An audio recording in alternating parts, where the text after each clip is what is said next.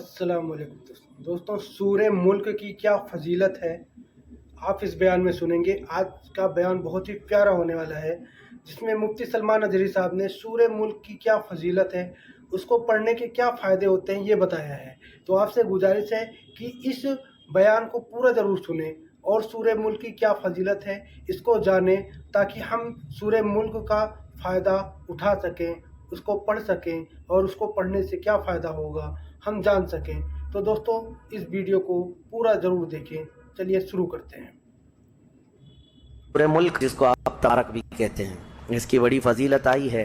जो बंदा इसकी तिलावत रोज़ाना करता है उसकी कब्र में अल्लाह अंधेरा नहीं होने देगा, उसकी कब्र रोशन होगी।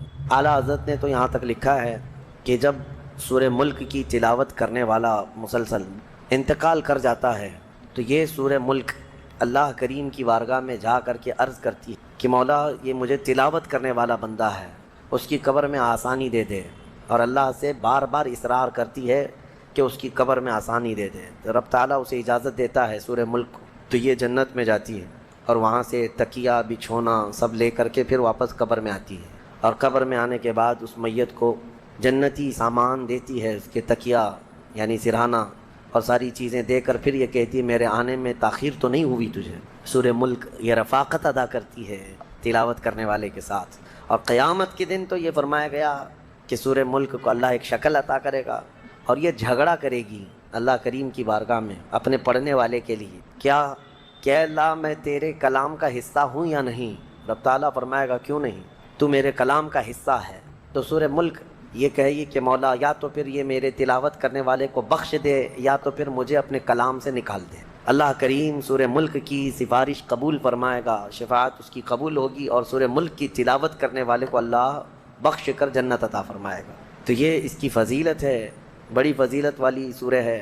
इसकी तिलावत रोज़ाना जारी रखो मेरे अजीज़ों। मैं नौजवानों से कहता हूँ, तुम तो एयरफोन लगा कर पता नहीं क्या क्या सुनते सुनते कब सोते हैं। कुछ लोगों को तो मैं देखा है सफ़र वगैरह में दीगर जगहों पर उनके कान में बजते ही रहता है, वो सोए भी रहते हैं और सुबह उठने तक भी उनके कानों में वो बजते ही रहता है। ये बीमारी है या तो एडिक्ट हो चुके कुछ लोग। क्या बजता रहता है इतना कंटिन्यू कि नींद में भी कुछ लोगों को आदत है कि वो कानों में लगा रहे। क्या ही बेहतर होता कि रोज़ाना सोने के वक्त तुम कानों में सूरह मुल्क की तिलावत लगा करके सो जाते। मुश्किल से 5 मिनट में ये तिलावत अगर किसी अच्छे कारी कुरान से सुनते हैं तो 5 मिनट, वरना 2-3 मिनट में ये कुरान अगर हदर के साथ इसको पढ़ लिया जाए तो ज़्यादा से ज़्यादा 3 मिनट में ये सूरह मुल्क पूरी हो जाती है। 3 मिनट में सूरह मुल्क पढ़ भी सकते हैं या सुन भी सकते हैं। लेकिन लोगों की आज मेंटेलिटी ऐसी बनी हुई है कि इनको धुन चाहिए, गाने बाजे और म्यूज़िक चाहिए।